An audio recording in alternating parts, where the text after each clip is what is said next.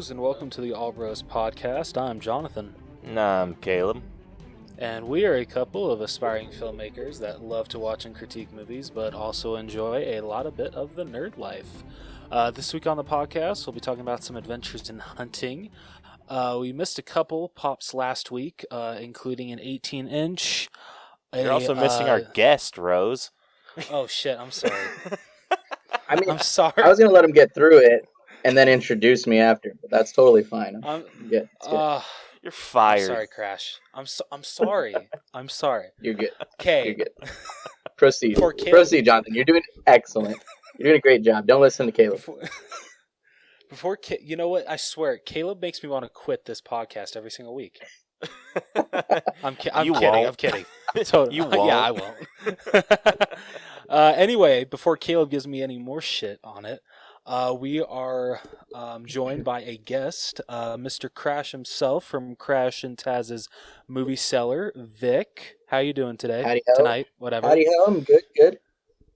Doing great over here on the West Coast, here in California. I think we're all in different parts of the country now, right? We got Utah, Georgia, California. It's pretty awesome, man. Yeah. Poor Caleb, it's already 9 o'clock there. Yeah, it's already 9 o'clock here. Yeah, doing good. I'm just glad to be on the show. And on the episode that I suggested. This was one that I suggested. I really wanted to hear this one. That he did. So, before I was rudely interrupted by Caleb. It wasn't rude. You were rude. So, like I was saying, we missed a couple pops last week. So I missed an 18-inch one that we're going to talk about, as well as a Deadpool one that's coming out, and then ones that. Oh, also there's a Wolverine pop. Yeah, there was a Caleb, few that we missed. Okay. After that. Well, we thought they were old ones. No. We're just like, oh, they're just re-releasing this one. But then I looked into it more, and I was like, oh shit, all three of these were new. It's all Caleb's fault. Whatever. You I gotta catch a glimpse of these. You were the one that told me not to talk about them. Either way, I gotta catch a glimpse of these warlocks. I want to check them out. Yes. Afterwards. So after that, we'll be talking about some Dragon Ball pops that I know. Oh, it's just one. That if it's just one, that is a hell of a long name for a pop. Kinda, yeah. Hot damn. And then we got a couple Spider-Man pops, a Black Friday box to talk about, some Venomized figures. What was it? Simpson. I'm screwing this up for teasing. Wow. Yep. Shut up, Caleb. Shut up. A Simpsons pop to talk about, as well as an Office pop. So, and then we'll also have some Blu-rays to talk about, and then we will move on to our main event of the evening, which will be our All Bros and, should I say Crash and Taz, or just Crash? I guess Crash, because Taz never seems to want to join us. In Taz's defense, typically when I record with you guys, I'm not around him. He's at home, and how do I put this nicely? I'm the one that kind of handles all of the Instagram, so our social media stuff, all of our publishing and everything. So Taz is very technologically challenged, more so than I. In fact, I think he refuses to get with a lot of the time. So it would be a pain in the ass, honestly. We had a struggle right now, but it would be a hell of a lot worse if we had him working with us as well. So it would be tough. Hopefully one day, Taz, you can join us. We'll figure something out. Yes, one day we'll get him on here. Yeah. So this week with our main event, it will be our All Bros and Crash movie Cellar. I don't know how else to say it. Breakdown of Kevin Smith's film Tusk. So that will be our main event of the evening, which was, like Vic already said, was suggested by him. So yes, it was. Yeah, this episode was all his idea. So if you guys hate it, blame him. It's all his fault. But if you love it, I get all the credit. That's true. That's not how true. this works. Anyway, what do you guys say we jump in? Let's do it. Let's do it. Hey guys, what's up? This is Donnie, and I host the Adulting with Donnie podcast. And this is not the show to listen to if you're trying to be a better adult. I started this podcast as a way to offload some thoughts that I have throughout the week. My topics vary widely every week. Movies I've seen, guns and gun control, sex, people that are stupid, why I don't care about celebrity opinions, TV shows, snowmobiling. The list goes on and on. I'm always taking topic suggestions from fans of the show too. So join me each week on Adulting with Donnie as I pour some bourbon and allow you to see the inner workings of the mind of a madman. Live free and rant hard. All right, so first up with Adventures in Hunting, covering some that we missed last week, we have an 18-inch, and I swear this is a Funko Shop exclusive. It is an 18-inch Groot Funko Pop. And this is Baby Groot, I believe so. Yep. Oh, look at Caleb all being... Yeah, 18. It's pretty cool. Groot. He's freaking I huge. just would not spend like $120 on it. Yeah, this is a freaking... He has a cool little stand. That is actually really cool. I am with you, Jonathan. I don't know that I would spend like what'd you say, over $100 on that one? Yep, yeah, that's how much 18-inch pops cost. However, I am willing to spend over $100 on the exclusive Groot with the Volume 2 mixtape. So, I mean, I don't know. That just goes to show where my priorities lie. Hey, I almost spent over $100 on one steelbook, so I really don't have any room to argue. Next up, we have a new Deadpool pop. It is Made Deadpool. And that's hot. I get it. You guys have seen my shelf with all of my pops that I've acquired since you've led me down this rabbit hole, and I'm thinking of putting an extra shelf of just Deadpool ones because I think that would just be awesome. Yes, do it. Just because there's a variety of his, and they're always funny. Like, it's something you would expect of Deadpool as a character. So it's not like, I mean, like with yours, Kay, like I know you get all the Hulk ones, but they're kind of, I don't know, like you have like you have Hulk from Ragnarok, you'll have Hulk from Age of Ultron, just different movies, but like, I don't know, just different types of Deadpool I think would be fun. There's a large amount of Deadpools. One of the ones that I want, because I have the classic one where he's just standing with his swords.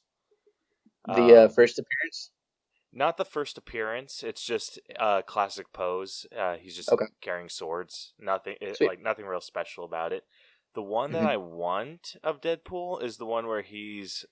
the panda.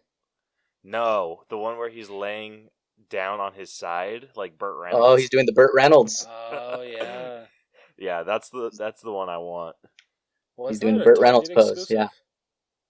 Do what? Dude, I see those all the time at Frankensons. Really? All the time. I can't remember if the Common was a Target exclusive, but I swear like they did like a metallic version of that one, and that was the Target exclusive, I believe. Yes. That one. Okay. So the metallic was the Target exclusive. The other one was just a common. Gotcha.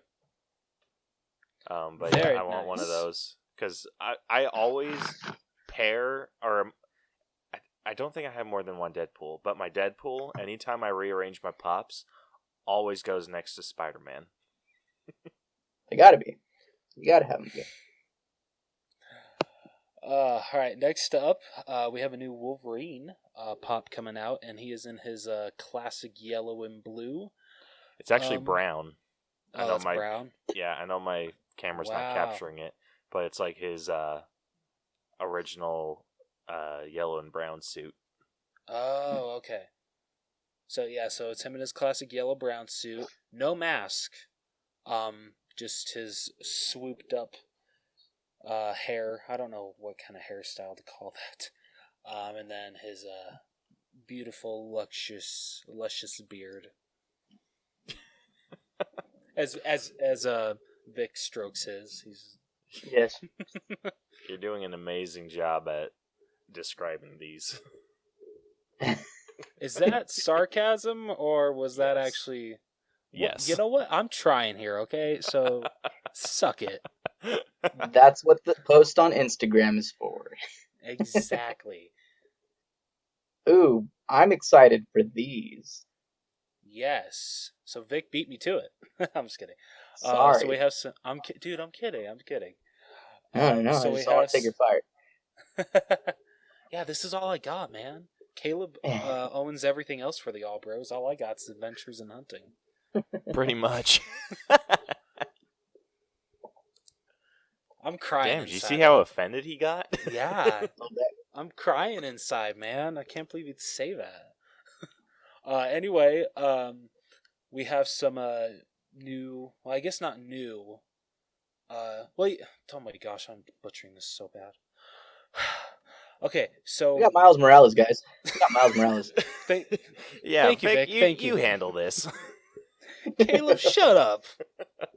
We got Miles Morales in his all glorious black Spidey suit with red spider webs. It's like a red vest, like chest piece thing, and then I can't tell. Is that like a female one?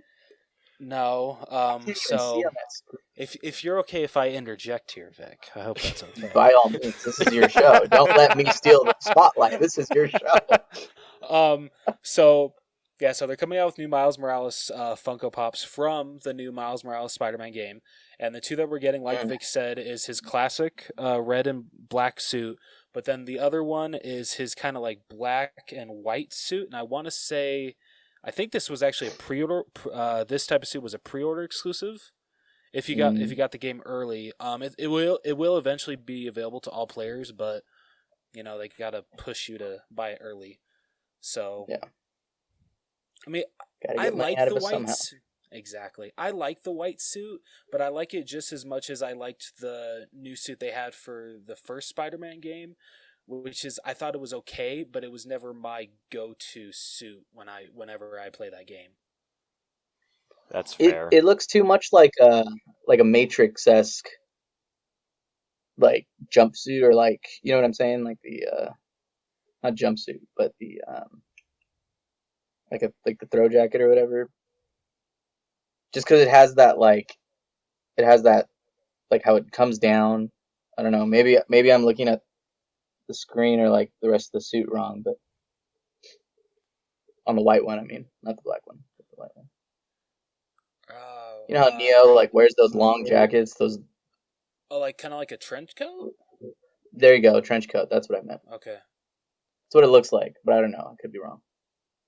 Yeah, I this don't know, one's kind of odd.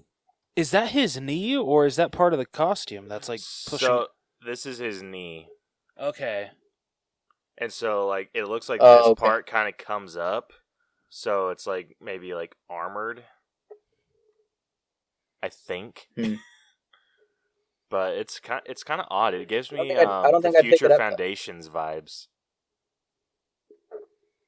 I don't know a lot about Future Can't say I Foundations pick it up, though. Spider-Man. It's basically a white Spider-Man suit. All right. I'll pick up the game. Cool. I don't think I'll pick up the Funko Pops. That's fair. I just I've don't know been when I'm actually debating- going to. Yeah, I've been debating whether or not to watch some YouTubers play the Miles Morales, because Yeah. No, I'm waiting. I don't know if I want to get it just because it's so expensive. Yeah, okay. So, Vic, you haven't played the first Spider-Man game, right? I'm not. I did have one of my listeners and best friends tell me that he's going to loan me his PlayStation console so that I could play the Hell Spider-Man yeah, game, because he dude. had it, but I've yet to we've yet to meet up so that we could make that happen. But if he does, then I would be glad to try it out and give it a shot. So, Have you seen like any like images or like clips from it at all? I haven't, honestly. When it Okay. comes to video games, I steer away almost 100%. Um, even for Because like oh, even sorry. like the Avengers game, like I've You're not seen missing clips. Yeah, much. you're not. Yeah, You're really but that's what not. I mean. Like any Spider-Man, video yes, games. but Yeah, video Yeah. games I kind of steer away. I've never really been able to get into them. It's Dude, always it been okay. tough. sucks. The Avengers game is a 9-hour story, which, I mean, when you say it like that, it sounds like a long time, but when you're playing maybe an hour or two at a time, it's not very long. Like, I beat the It's story in like a couple weeks, and after you beat the story, kind of the game sucks. I still haven't even finished the story. Yeah, it's hard to get the motivation to. Which episode are we on right now? 144. So you have Oh, 6 shit. more episodes. Oh shit. Okay, I better get busy. But so what I was just wondering, Vic, if you'd seen any like clips or anything, so you could see how Peter Parker looked in the original, and then how they made the change for the remastered version. Because I watched the clip where Peter leaves New York and leaves Miles in charge, and I don't know if you've seen it, Caleb, but I just can't get behind the new Peter Okay. Parker design. Yeah, it kind of sucks.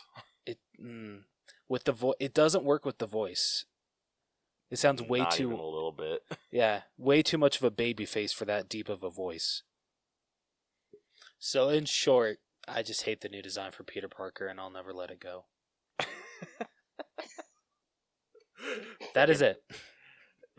It's fair. It's not a very good redesign. But Insomniac is sticking with it, so can't do anything about it. So before I cry anymore inside, let's move on to what's next? Vegeta? Oh, was it Vegeta? Yeah, you skipped over Vegeta. Oh, How all right, dare let me see if I you? can find it. Yeah, because I don't even think I can find it. Yeah, here it is. What in the ass? Yeah, Seriously? so this is from Dragon Ball Super. It is Vegeta cooking with apron. It is a Hot Topic exclusive. I don't see the point of this, but okay. I have not watched Dragon Ball Super at all.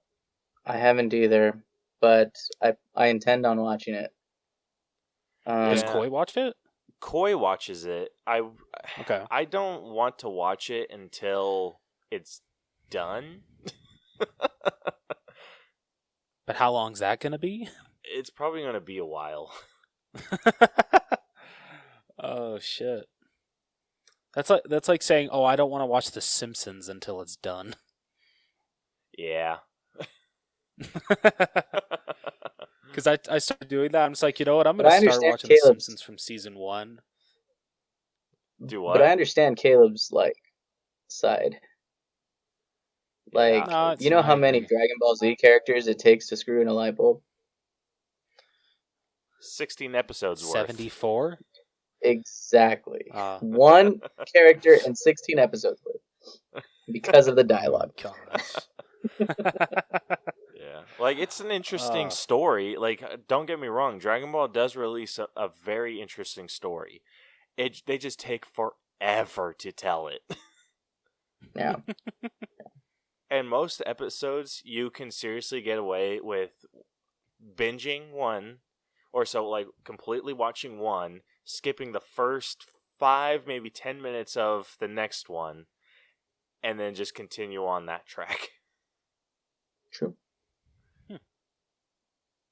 Yeah, so Yeah. something that would take you maybe like 6 weeks to binge, if you do it that way, would probably take you like 3. Shit. Yeah, it's freaking nuts.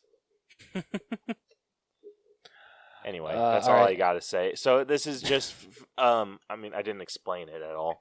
So this is just Vegeta in his Saiyan armor with a pink apron and just a bunch of eggs on his face. And in one of his hands, he's holding a broken egg with a chick in it.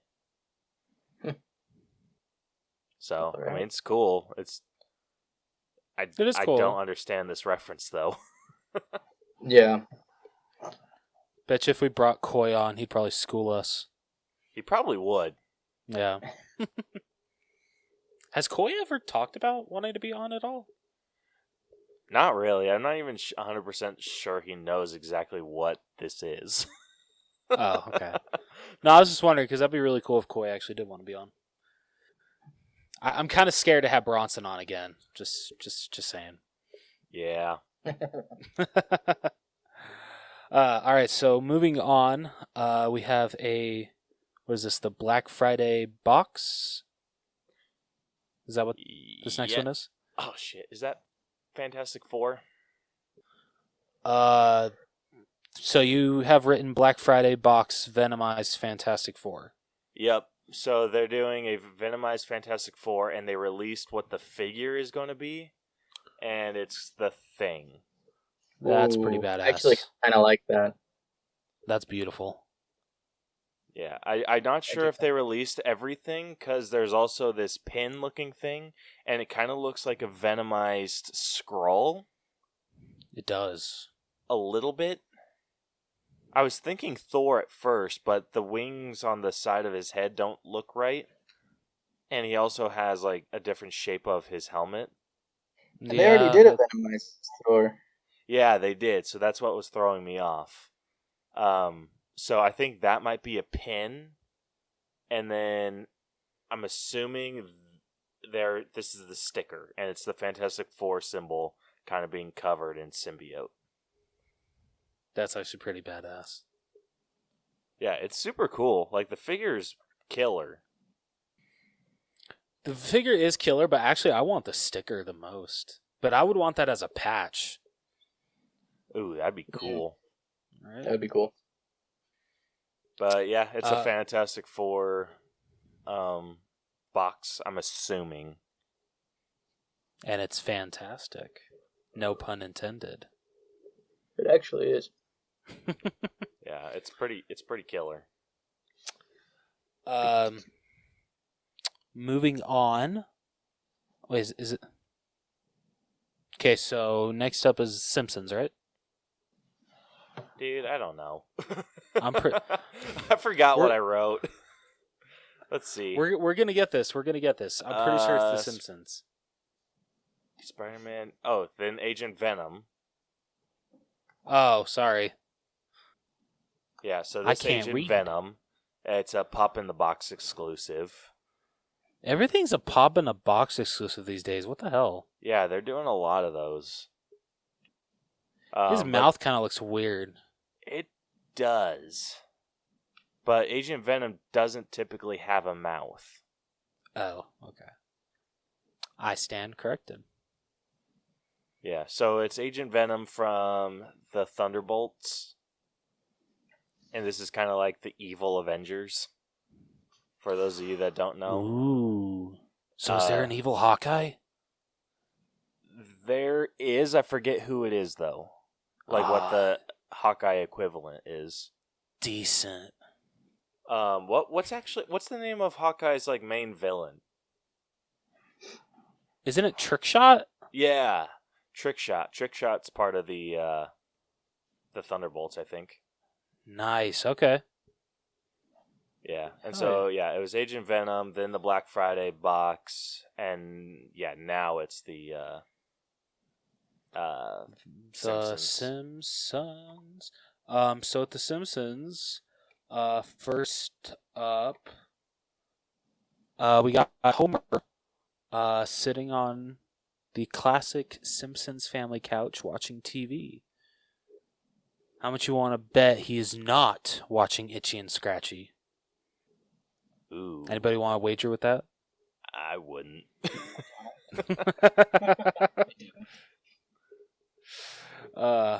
No, it's a really cool figure, and I love that they include Shit, what is that thing that you put? What's the table called that you put next to a couch? The side table? Yeah. Shut up, okay? I was gonna say nightstand, but no, that's not what it is. Yeah, it's really cool. This one's going to be a big figure, I feel. Yeah, I definitely agree. And have they said if this is an exclusive or not? Negative. Well, I'll be damned.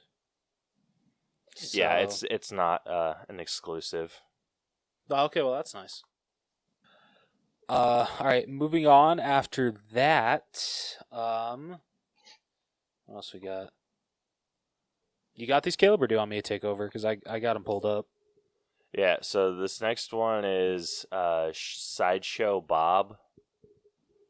And Is it Sideshow Bob or is it Sideshow Mel? No, but Sideshow Bob. Oh, okay. And then I actually want to say that this one's already been released. It was on the Funko Shop. I think it released... so this is releasing Monday, so last week? Pretty sure. Yeah. Oh, so they went live yesterday. Okay. So almost yesterday, a as week. of the day we're recording. Okay. So yeah, so it's almost a week. But no, cool figure. Sideshow Bob's definitely got some. He's got some thunder hips or whatever you want to call those. I want to say thunder thighs. He's oddly He's shaped. thick. He is.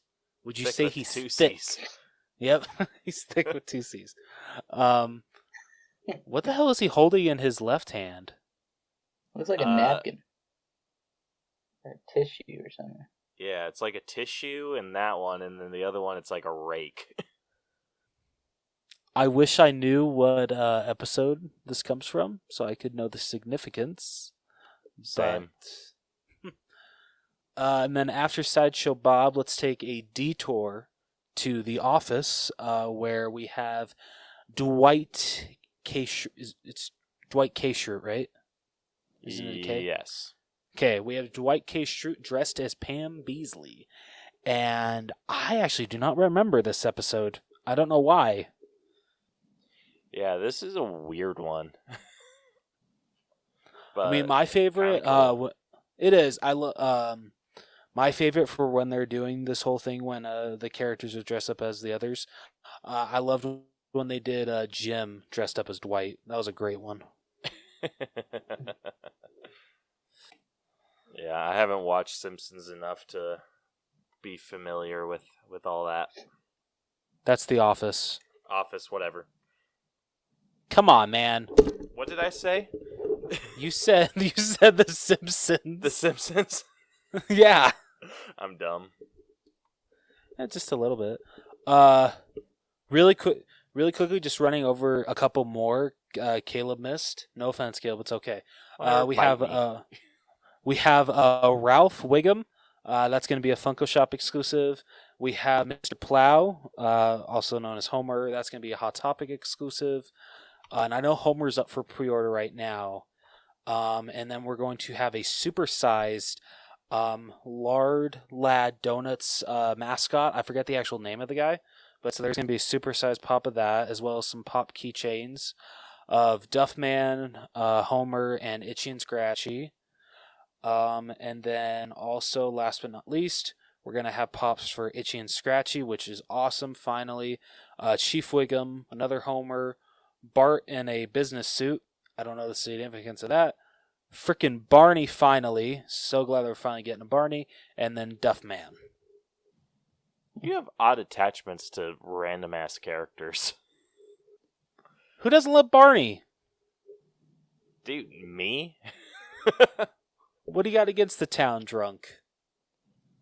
I think you nailed it right there. Fair enough.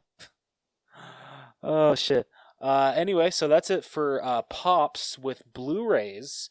We have 2 coming out. I said 2, right? Yes. Yeah, so first up we got New Mutants, which was released in theaters in August, I believe. As far as I know, did not do so well.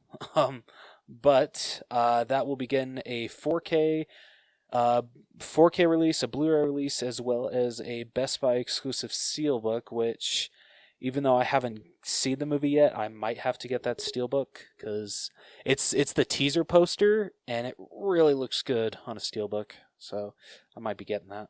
I don't know. And then the other one that we have is Russell Crowe's Unhinged, which was one of the first movies to open in the middle of this pandemic. I don't know how well it did in theaters. I know this was when people were like really hesitant when they were first opening back up. So I think people really started going back, I feel, when The War with Grandpa came out. And I guess you could say, what's that Christopher Nolan movie that came out? Tenet? The one Tenet. that freaking bombed? Yeah. Have you guys heard Christopher Nolan's defense about that movie and how it performed? I'm gonna guess it. People just didn't people couldn't handle my art. I don't know. No, surprisingly, he was talking about how badly, like, because someone asked him, like, what do you think about Tenet not doing so well in the box office? And he's just like, I don't appreciate that everyone's focusing on that. I think that we should be appreciating how well it did. And I was like, wait, what? Okay, and I get he's where just like, he's coming in the middle from. of a pandemic, it made this much money. I view that as an absolute win. Okay, I get where he's coming from. Now but that is doesn't looking a up. movie need to make money? Yeah, see, there we go. But doesn't a movie need to make its money back and then some so you can continue to make movies? Yeah. So studios can actually put their trust in you? Dude, he freaking pulled an Endgame Hulk. I see this as an absolute win. Oh my god. Or where he's just like, time travel. And he's that like, part still box cracks me office success. Like, at least it Oh, made shit. some money. Yeah, like, I'm like, oh my gosh, freaking, that's a joke. Like, come on, dude. They actually, they finally set the home release date for that movie. It's December 15th. I bet it's going to do better at home than it is anymore. I think it will. I think I'm actually going to do a blind buy for the Best Buy Steelbook. It's beautiful. So, future episode, Caleb? Tenet breakdown? Maybe. We'll see. Okay. Vic, See you're if more than my- welcome see to if join my us. opinion on Alright. Christopher Nolan changes. Hey, you got to remember, he made the best Batman movie ever, The Dark Knight. So you got to give him that. Okay. I was going to say, are you going to say The Dark Knight's not good? Because I was going to say, No, fight me right now. Like, I'm not going to argue with you on that. The Dark Knight is amazing. Best Batman movie, though? That's where I'm like... Okay, what is? I'm sorry, I got to know this really quickly. Batman 1989. Duh. Sorry, buddy. No, not for me. Dude, The freaking Dark Knight. fight me. Let's go. I'll jump right through this phone screen. Fight. Battle Royale. Yeah. Okay, which one's better, Vic? Dark Knight or Batman? I played the fifth. I see. It's been a while since I've watched Batman, but it's also been a while since I've watched Dark Knight. I don't know that I could give you a straight answer on which one I would say is better. I would probably I mean, if I'm going for like the nostalgia, definitely Batman. But if I'm going for like, you know what, this is entertaining, I can shut my brain off for a bit, I'll go with Dark Knight. It just depends what I'm going for.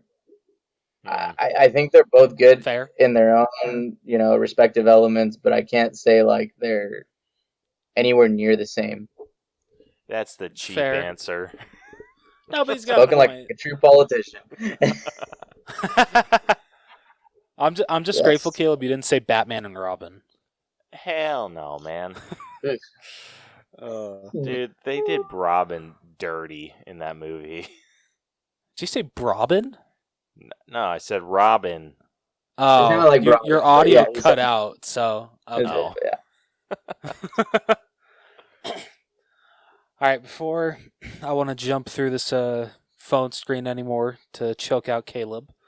What do you got? What do you guys say we move on? Oh, so there's no this week's sneak peeks as far as we saw. Did you guys see any new trailers this week?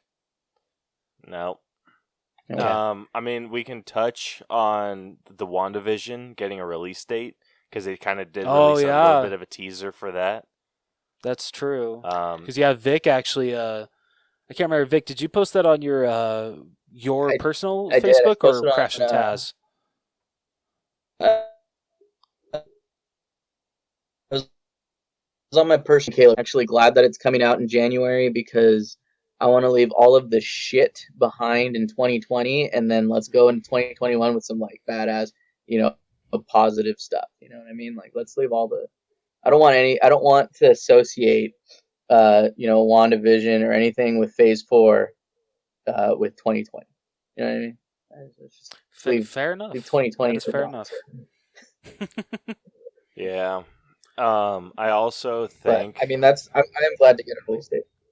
Yeah, I think that something that they're trying to do is push WandaVision until after The Mandalorian. Because with Mandalorian, we're only on episode 2. So we still have, I think they're doing 8 episodes, so we still have 6 more to go. So 6 more weeks. And then I think it's going to be a break, and then they're going to do WandaVision shortly after. So I think they didn't want to conflict with that, which Makes I sense. don't know if I don't know if it, like, in a situation like that, if they could like have conflicting release schedules. I don't know that it's like it conflict. Going to be on Disney Plus watching Mandalorian. I mean, it only makes sense to say that people that they're still going to make money off of that regardless. I think for them, it's just how do we push it so that people keep it longer? You know what I mean? Like, it's not much that, people are going to start watching WandaVision over, The Mandalorian. It's more of, let's get them to finish watching Mandalorian because they're only releasing once a week. And then once that's done, okay, now let's get WandaVision once a week. Here we go. Now you're with us even longer, kind of thing. I see it as like classic, like, just tactic for trying to keep you hooked and subscribe to their streaming services much longer. Yeah, that I definitely get. That I totally understand that. Yeah, same. Anyway. Yeah. All right. So what do you guys say we move on to main event of the evening? Let's do it. Let's do it. Time for the main event. It's main event time. Let's play a game. All right, so for this week's main event of the evening, we'll be breaking down the 2014 film known as Tusk, which was directed by Kevin Smith and stars Justin Long and Haley Joel Osment. So, Caleb, do you want to give the audience a rundown of how we break down our movies on this podcast? Hell yeah. But first, we did post a question of the week. Wait, you forgot Michael Parks. Oh, Michael. That's right. What? Oh, my bad. I'm sorry. No, you're good. I feel like he deserves some. I feel like he, rest in peace. But I feel like he deserves some recognition as the psychopath. I definitely agree with that. My apologies. No, you're good. You're good. Sorry, I don't mean to take over your guys' show again. No, you're good, man. Vic, you're turning into me. You apologize too much. Damn. That means I need more beer. Absolutely no room to talk, man.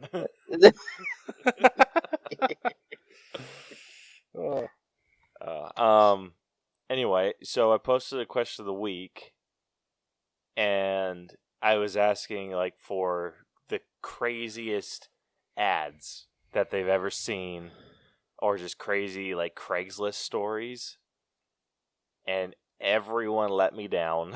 That I thought was going to give me some kick-ass answers, and we didn't get any like responses. We got a response. We did get a response on Instagram from the Untrained Eye, at Untrained Eye Pod, and they were just saying that they didn't have any stories, but they loved us and can't wait to hear this episode.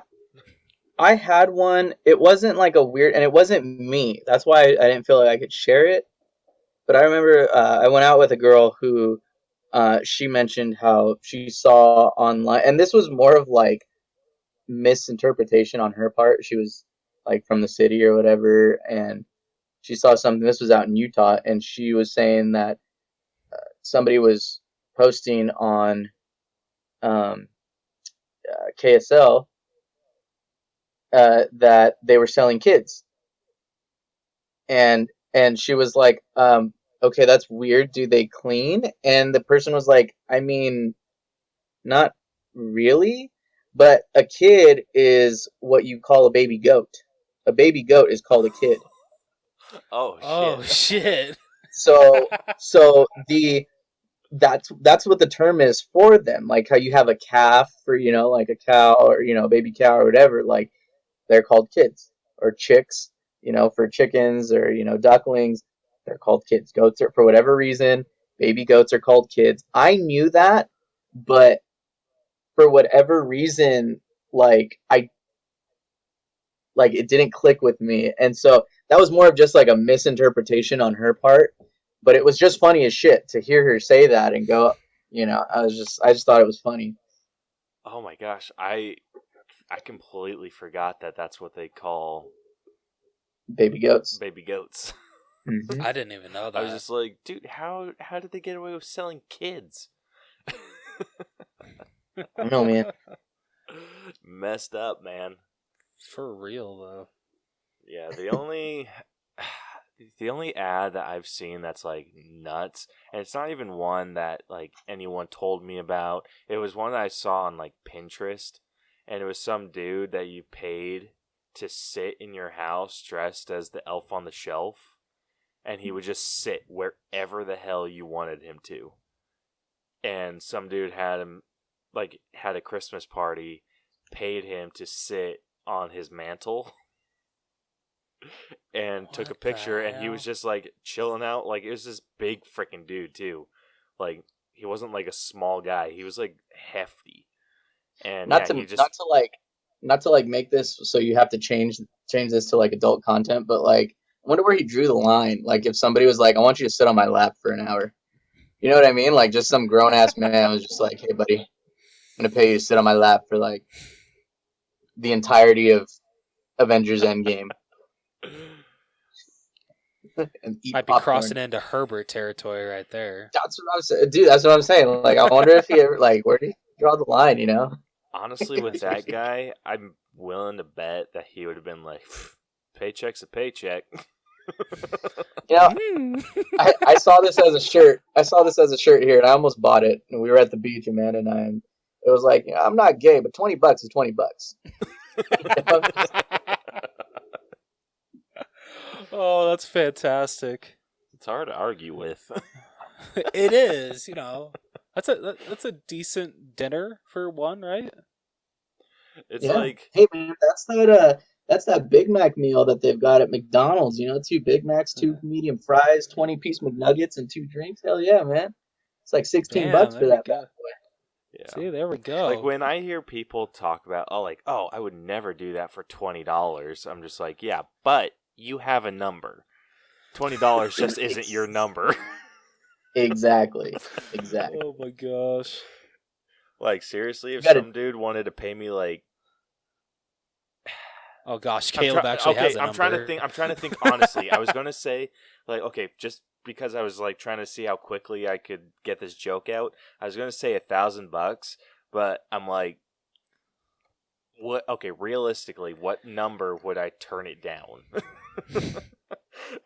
And I think I would go as low as like 600. So 600 To sit on a is dude's lap? what your dignity is worth. I mean, if pictures are involved, my price goes up. If no right. pictures are involved, Full my discretion. number's 600.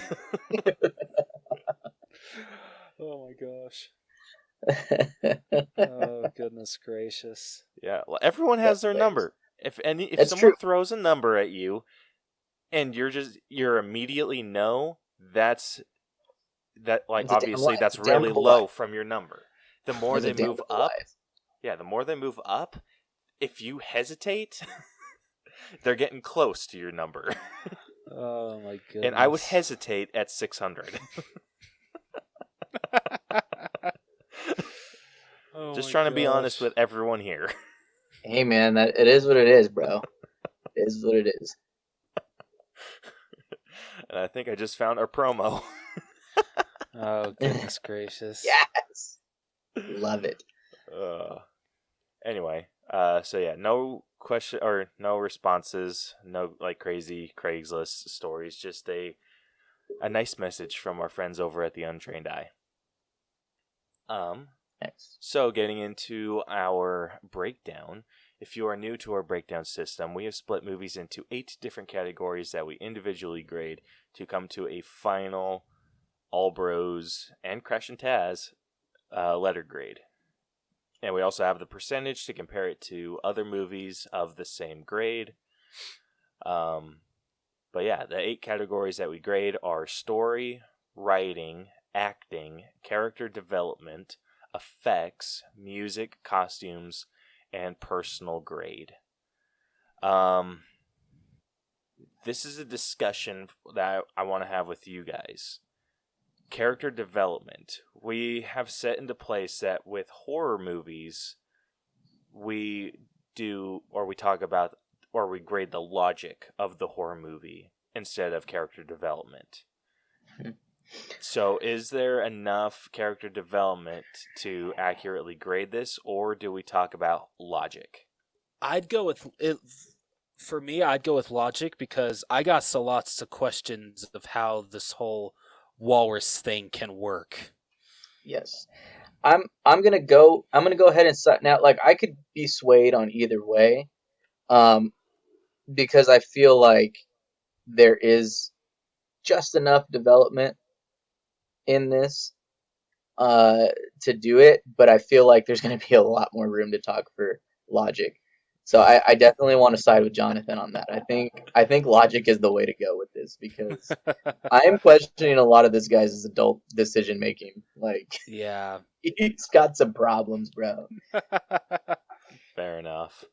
Yeah, we can talk about it a little bit more when we get to it, but I just want to put that out there on what we're actually going to discuss with that. So, with that being said, let's start off with story. That's my cue. Yeah, if you have not seen this movie, it is on Netflix. Go check it out. It's actually not anymore. It's not anymore. Yeah, What's they it removed it. It's on Showtime. It's on That's how I had to watch it. Mm-hmm. Oh. Yeah, that's the only way that I could watch it was Showtime.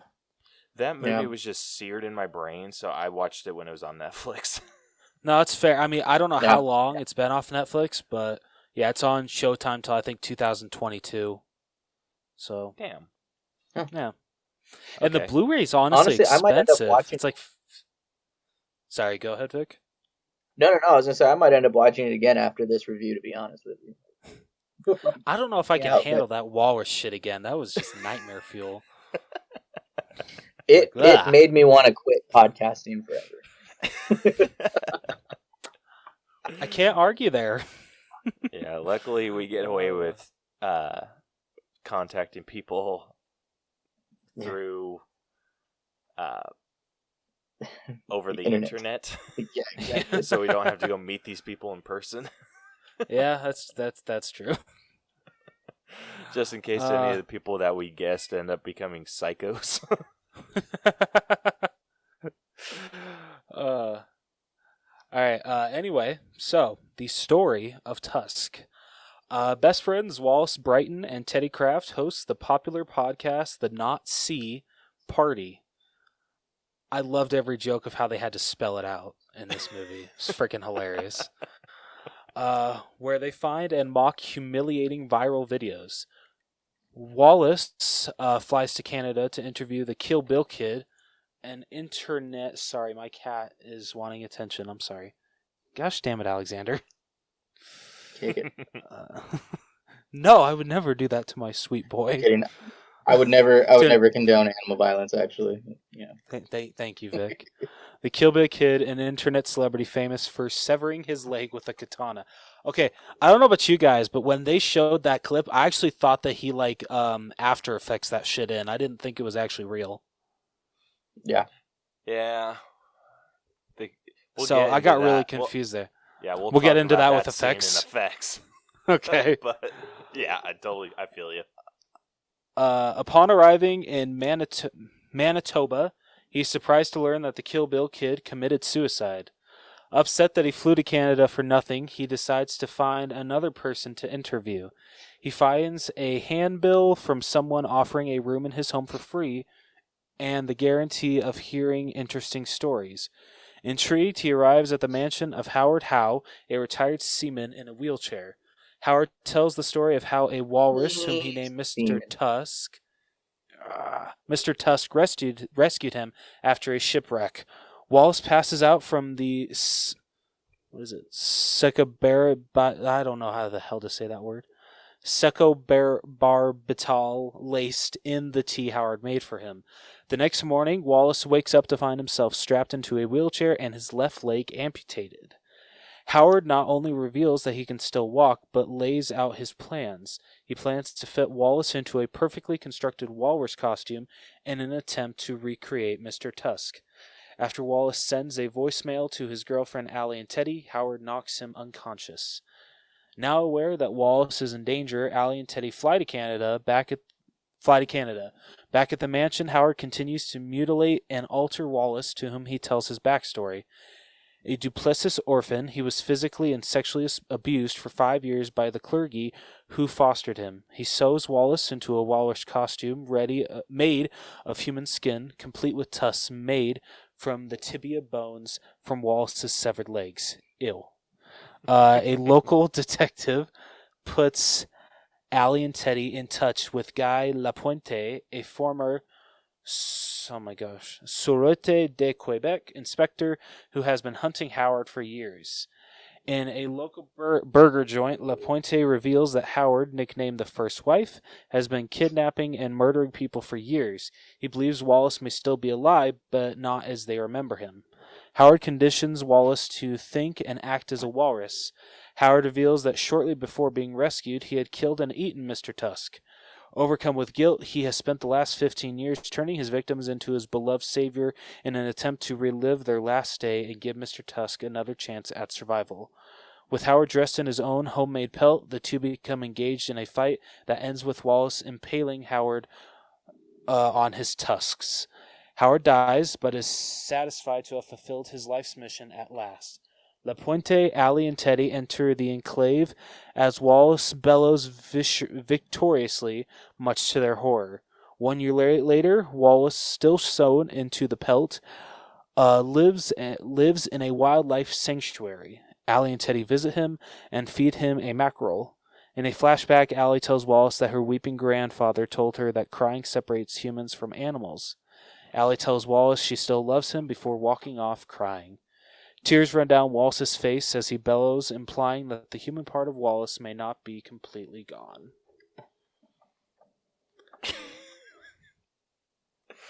If you were to read that to me, had I not seen this movie, I would think you're insane. Okay, I want to get yours guys' opinion. So when he was admitted to the wildlife sanctuary, I don't know about you guys, but if you were sewn into a walrus suit that you could never get out of, would you want to be in that kind of environment, or would you just want them to put you out of your misery? Just put me out of my misery. Yeah, same. Yeah, just end it, dude. Like, the quality of life there is just, like, it's not even there. Yeah. There's no, it's just awful. Just awful. Yeah. what quality of life? Like, that's what I mean. Freaking Like, there is no walrus. quality. Yeah. Dude, No, some That pool looked so disgusting. dude, that room that he was in gave me some. What was it? Or which Batman was it? The one with Penguin. Oh, Batman Returns? Yeah. It gave me some major Batman Return vibes. Okay, that's fair. Like, oh, freaking nuts, dude. But when we actually got recommended this story or this movie on one of our past episodes, like, hey, what movie should we watch? And someone recommended this one. They just said I remember to, like, that watch episode. it. Yeah, so someone said to watch it. They didn't like recommend it as an episode. That's where Vic comes in. Yeah. And actually, I actually watched this movie before that episode that you guys had, and you had asked the question about other indie movies, and somebody did mention that, and I remember sitting there in my truck, driving for work, and I heard it, and I was like, I've seen that movie. It was freaking amazing. One and two, it like just messed my shit up, but I like when I saw it the first time, I knew I wanted to recommend that as an episode on here, and if I did, I wanted to be on here when we talked about it because, like I said, it just wrecked my shit. But I was kind of glad that somebody else too, also because I forgot, just kind of like, just kind of one of those out of sight, out of mind things, and I was actually glad that somebody else had mentioned it, so it was made it easier to bring that back up. I'm honestly glad that I did not look up literally anything about this movie before I watched it, so I had no idea what the actual walrus costume was going to look like, nothing, so I literally had my mouth gaped open for at least a minute. Dude. When I first got the sight of that, I'm like, oh, what the hell is that? And this was like, this is something, the only reason I ended up watching it the first time was because somehow it came up on my news feed on social media, and I was like, what is this? And I looked it up, and I saw that Kevin Smith directed and wrote the movie, and I was like, okay, this should be pretty badass then. And so I decided to check it out, and a part of me was like regretting it, but the other part of me was like, okay, I'm glad I did this. It was a good movie. I mean, like, and I use that term loosely because it's I don't know, it's just it's different, we'll say that. It is very different. But Kevin Smith does say this is one of like his favorite things that he's done, like one of his favorite movies. It's very creative. I can understand why, because for creativity, I got to give him the highest remark. Oh, absolutely. I'm gonna give him those props in writing. Story wise, don't get me wrong. The story is absolutely amazing. It keeps you super well engaged throughout. I think there are some points in this that are a little on the slow side. I think That's mostly fair. when Haley Joel Osment's character, when Teddy. when they're interacting with the detective, I think that those scenes are a little on the slow side. Okay. Everything else, it keeps you really well engaged, and I love the flow of everything. I feel the one part that I felt kind of dragged on a little too long for me was when the detective mentions that he had met what was his name? Howard. He had met Howard. Howe. Mr. Howe, a couple years ago, and I just feel their interaction for that flashback went on a little too long for me. Mm-hmm. Agreed. I agree. Sorry. No, I was just saying agreed. No, and I agree too. I think it did drag on, but then the more I think about it, like, They're talking to him right around the time that Justin Long is turned into a walrus. And I feel like there's only so much that you can do with those scenes. That's fair. Like at that point. So it's like we got to throw in some fillers really quickly to get away, because like, I mean, you see him like trying to make him act like a walrus and eat like a walrus and swim like one and all this crap, and he's like swimming with him in the water and like damn near drowning him, and it was weird, but it's like, hey, what more could he do? And then after they're done and they get their background on him, then it's like, okay, now we're gonna fight to the death, and it's like, oh shit, like this is it, Justin Long dies. Which I thought was gonna happen. And to think he went from voicing Alvin to this. Dude, the absurdity of this movie. For real, though. Dude, have you seen? I'm not sure if it's true, but someone's freaking auctioning off Justin Long's walrus suit. I wouldn't want serious? that. No. I wouldn't want it either. But yeah, someone is seriously auctioning off Justin Long's walrus outfit. And there is nothing in this world I want less than that. Yep. It's like, hey, thanks for the nightmares. I could not. I don't even think for Halloween I could ever put that out as a prop. I don't. And I love Halloween. I love having the shit scared out of me. But dude, that if I want nobody in my neighborhood to talk to me ever again, yeah, I feel that would definitely work. Dude, I don't even know if I could touch it. No, I wouldn't want to. Yeah, I wouldn't either.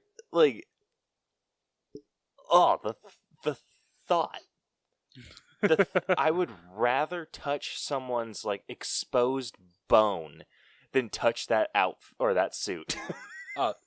Yeah. What's your number, Caleb? What's your dollar number? Let's go. How much, buddy? It's freaking high. $600.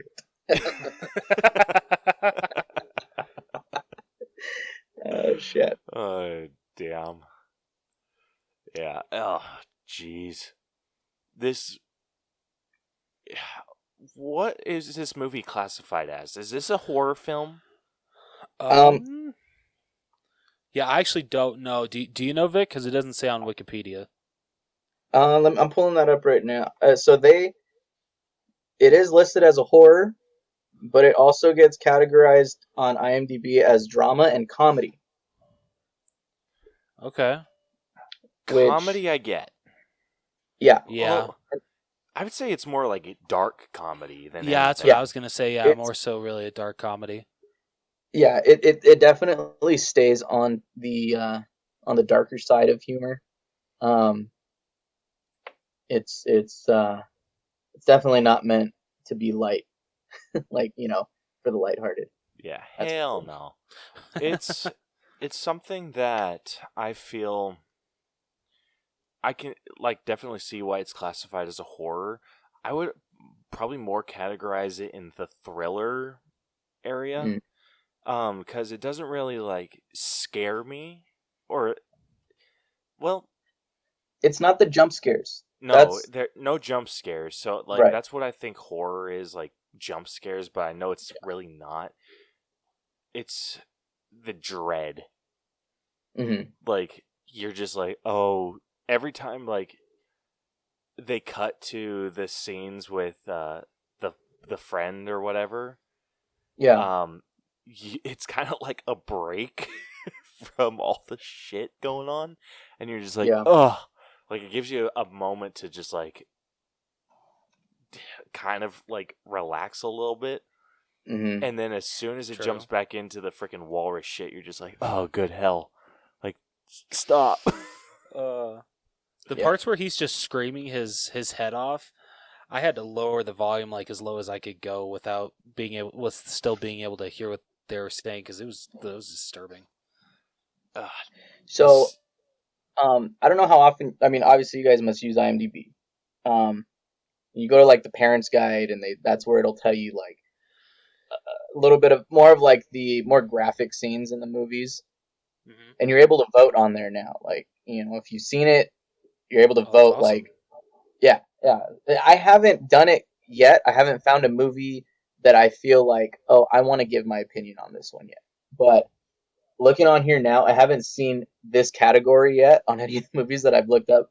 But under violence and gore, it gets severe as a rating. And just so you have an idea, there's mild, moderate, none, and so severe is obviously like up there. Top notch. So for violence and gore, profanity, and frightening and intense scenes is also severe. It has 3 severe rated categories on there for their parents' guide. Dude, I get it. Yeah. Yeah. This shit will scar you for life as a kid. Oh, hell yeah.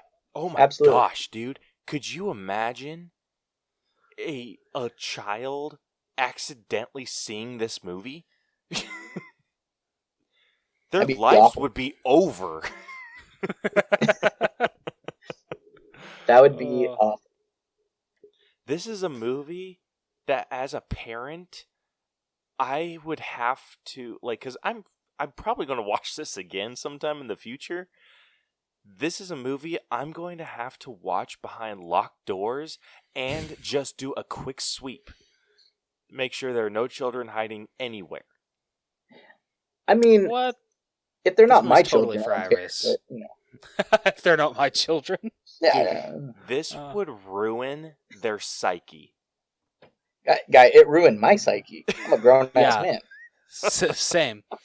I shit you not. When I was reading it and they're like saying it's about a podcaster, I'm like, oh shit, like, kind of scared the crap out of me. I was like, well, no more having people on our show.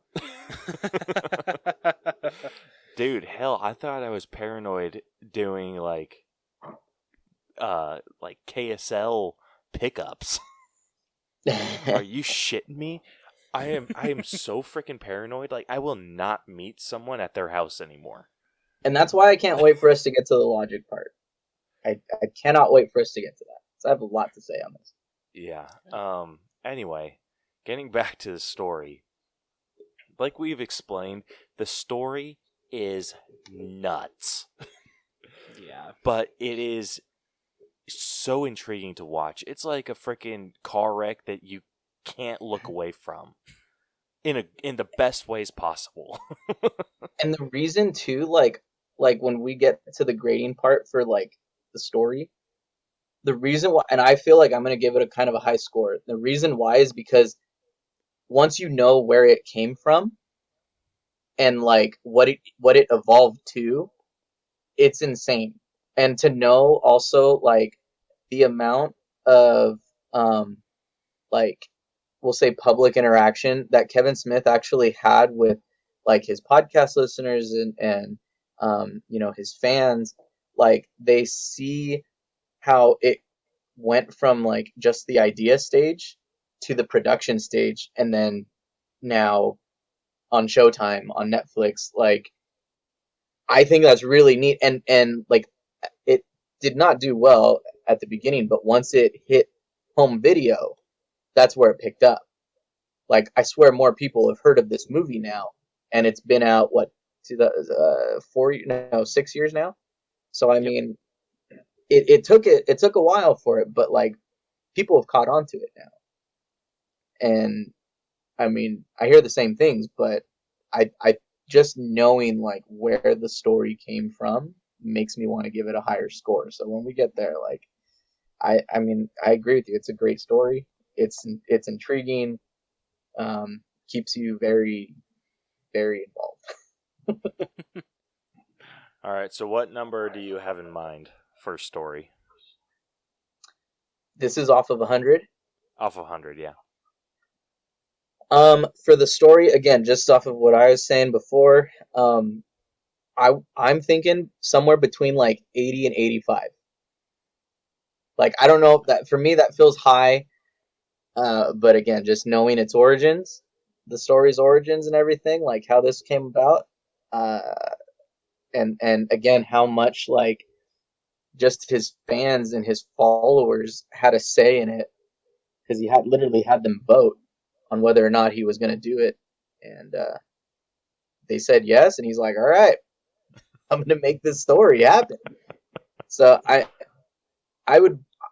could push for an 85, but I mean, that's just me. Rose, what are you thinking? I'm thinking a solid 80. Okay. Solid 80? Yeah. I need to open my calculator. Oh gosh, so we're kind of scared to see how low Caleb's going. Yeah. So now that he pulled that what out. number are you going for, Vic? I want to say an 82. 82? Yeah. Okay, I am not quite at a 90. But I'm in like the high 80s. I'm like Okay. 80. Oh, okay. I'm 87. Oh, I thought you were going to be like in the 70s the way you were talking So- about it. No, I loved this story, dude. I love No, yeah. absurdity like this. It is easily one of my favorite things. Like, if you can give me a movie that is just absolutely nuts, I love those movies to death. And that's kind of why I really liked A Quiet Place, because the concept of A Quiet Place is super, it's insane. Like, And it's different. Monsters that attack sound. And it's absurd, but the execution was so amazing. I loved it. Yeah. And it's the same thing with this. If you would, like, I was sold. Like, someone explained it to me, because I was on Twitter, so that someone recommended Tusk, and I said, I have never heard of this movie. Give me a brief explanation. And they explained it in the most perfect way you can possibly explain it. And all they said was, podcaster goes to crazy dude's house and gets turned into a walrus. And I'm like, Perfect. I'm sold. Say short, sweet, and to the absolutely no point. more. And then they were just like, oh, Kevin Smith. I'm just like, that's just icing on the cake. You had me at Yeah. at podcaster gets turned into walrus. So what do we have to do then now, Jonathan, to, I guess, talk you up? I can be actually, Caleb's kind of convinced me. Like I said, I'm saying like I was between 80 and 85. 85 was like my highest, but I feel like I've now been talked up more. Because I agree with him. Like, it's something different. Like when I saw the story on my newsfeed. So how do we talk you up? The Well, highest. okay, I would averaging out what we said. So with Rose's 80, you're 82. You Give me said? 85. We'll do 80. Well, yeah, sure. Let's do 85. Yeah, and then my 87, it brings our average to an 83, and I'm happy with that. Okay. I'm good with that. Yeah, if we're all good sticking at 83, we can stick with 83. Okay, Let's do it. perfect. But you guys will not talk me down off the writing grade. No, that's I can only be goodness. talked up on that. Yeah, absolutely. The writing for this movie, again, absolutely absurd. Absolutely absurd. Absolutely incredible. The only thing that I'm going to dock it for is kind of the dialogue with the detective, because I felt like that was a little slow. I feel like Fair. they could have maybe done that exposition a little bit more exciting. But other than that, I'm fairly high. I'm a lot higher than the story. But yeah, so that's. But for the detective, like you said, with the interaction with the detective, because it was Johnny Depp, I feel like that was a good thing. That's like, fair. He's a big name. Wait, that was Especially- Johnny Depp? well, Dude, Huh? what? That was Johnny Depp. What in the That's ass? what I'm saying. So that's Johnny Depp. Oh, shit. Guy Lapointe. So and here's the thing, if you go in, see, I didn't know it was him until I looked it up the first time I watched it. And if I went in knowing and they made him like a bigger part or more exciting, I feel like it would have stolen the spotlight. Because you have a lot of like Justin Long, he's somebody that people know. Michael Parks. It's true. You have really great actors in this film, and then you throw somebody's name like Johnny Depp. Like, I wouldn't want to give him a big or a very exciting scene. Yeah. Just And because I don't want to pull away from everything. But I think you're absolutely right there. They did a really good call, kind of A, disguising Johnny Depp, and B, giving him a super big role. Because Justin Long, if you throw that name at someone, like a casual movie watcher, they're not going to know that name off the top of their head. I mean, unless they're like a big fan of his. But they'll recognize his face. Right. And that was my big issue with him for a long time. I'm like, oh, I know who that is. I just don't know his name. After this movie, I freaking know his name. If you liked him in this, you'll like him in Jeepers Creepers. Ooh. And Waiting. I loved Waiting. Waiting's my favorite, man. Although I will never send my food back after I watch that movie. Hell no. Oh my gosh, dude. Anytime, like, I have to keep any issues I have with my food from Brielle. Because she'll send it back. Oh, no, yeah. because she will. Because I'll be eating like a steak or something. It'll be like undercooked, and she's just like, "Oh, how's your steak?" And I'll like, "It's okay." And she's like, "You don't like it?" And I'm like, "No, not really." And then she'll send it back, and I'm like, "Wait, no, don't!" I get so panicky, especially after that movie. I'm just like, "Stop!" Oh yeah. Oh. Is it sad? The only reason I know Justin Long's name is because Alvin and the Chipmunks. Yes. Okay. Kind of. Fair. Because after you watch the first Jeepers Creepers, I think you'll be like, you know what? This is better. Yeah. I never said they were good. Yeah, that's true. Yeah, it's true. You didn't say that. They're just guilty pleasures. Everyone's got them, Jonathan. It's all good. Yeah, exactly. The third one can go to hell, but the first, second, and fourth are not that bad. Oh my gosh. Shut up, Caleb. Anyway. Getting back to writing, like I said, the only weak parts I felt were with the detective. And because the detective wasn't that big of a part, it's not going to jack up my score super bad. What is your score? If you subtract the detective altogether and just try to give that exposition in a different way, I'm at a really solid 95. Ooh. With the detective, I'm at maybe a 91. Okay. So that I'm sticking with 91. You and I are kind of on the same boat there, but I want to stick. I'm probably like a little bit higher, probably about 92, 93, just because I'm sticking to my guns with, again, like, knowing that it's Johnny Depp. Like, I wouldn't, even if I were Kevin Smith, I wouldn't give him I wouldn't try and make that a very memorable scene either.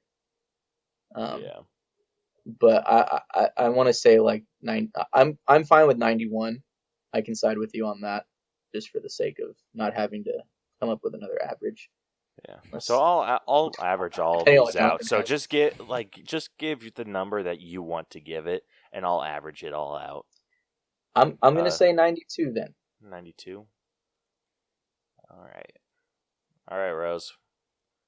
All right. Well, this is going to be a nice order then, because I'm going to go with 90. 90.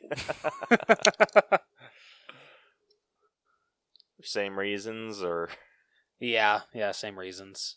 I just didn't feel not right, but I didn't feel like it deserved that extra point.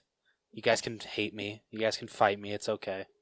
Hey man, it's your opinion, man. I'm not gonna fault you for it. All right.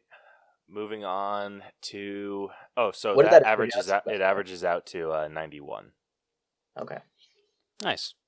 Moving on to acting. We definitely Justin Long. I And think we then can should group we- Haley Joel and the girlfriend together.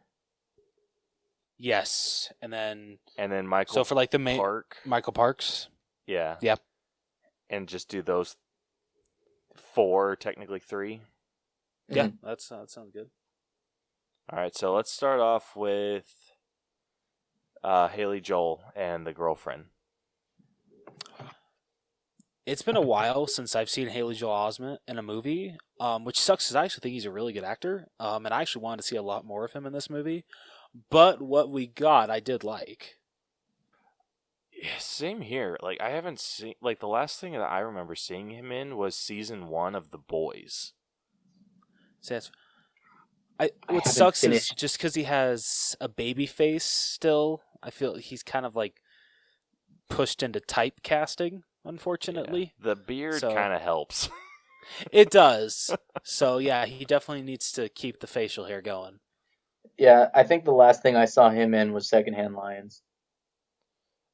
Really? Oh, I Oh swear to my shit. gosh. Like, I mean that I Oh. like looking at his IMDb right now, that I've seen recently. Yeah, I would say it's definitely that. I haven't finished The Boys, so I'm not there yet. But Yeah, he's in... I think he's really early in season 1. okay, One of the middle episodes, I think. But yeah, I loved him. he was Yeah, good. he was a really good yeah. companion podcaster to Justin Long's character. and I liked the so there's the scene where Justin's calling what's the girlfriend's name? Let me pull that up. Oh shit. Let me pull that up. What's her name? Jonathan? Shit. Here, sorry, 1 Allie. second, I got it. Allie, Yes, right? yeah. So the scene Well, where he's Allison, like calling but Allie. Allison. Okay. Where he's calling her and then he sees his name on her phone and then he just like sends it straight to voicemail or he ignores it. Like, I thought that was perfect because he's somebody who's like,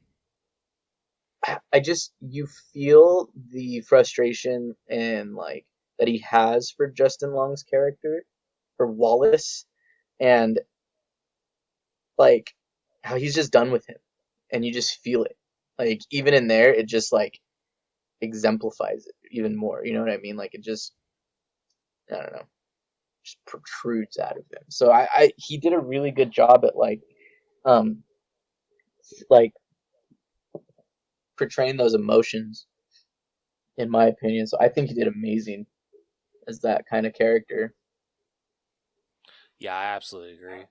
I especially love the scene between him and Wallace of how he's just pointing out how he really needs to stop not appreciating his girlfriend and Yeah. trying to hook up with other people. Just the scene is like kind of played for laughs a little bit, but I feel you do still get some emotional acting from Haley, and he does a great Mhm. job. Yeah, I think he did a really good job. He does really good like dramatic stuff and comedic. Yeah. And he's really good at like switching between the two. I think that there are some actors that have difficulty with that switch, but he flows into both of them really well. So he definitely brings the score up with acting for me. The one that brings it down is kind of the girlfriend. Yeah. Just because I felt Just, some of her stuff was a little Genesis. dry. That's fair. I feel the ending where she was talking to Wallace and saying how she still loves him. That was actually pretty good acting, I feel. Yeah. Yeah, that was pretty good too. Doesn't save it a whole ton for me. Okay. So for me personally, putting those three, I would put them at like maybe a 78. I'm not quite at a 90 or at 80. I'm actually with you on that. Yeah, I can 78. agree with you guys. Yeah, 78. Awesome. Next up, Michael Park. Yeah. He was amazing. Oh my gosh. He was. Holy shit. Amazing.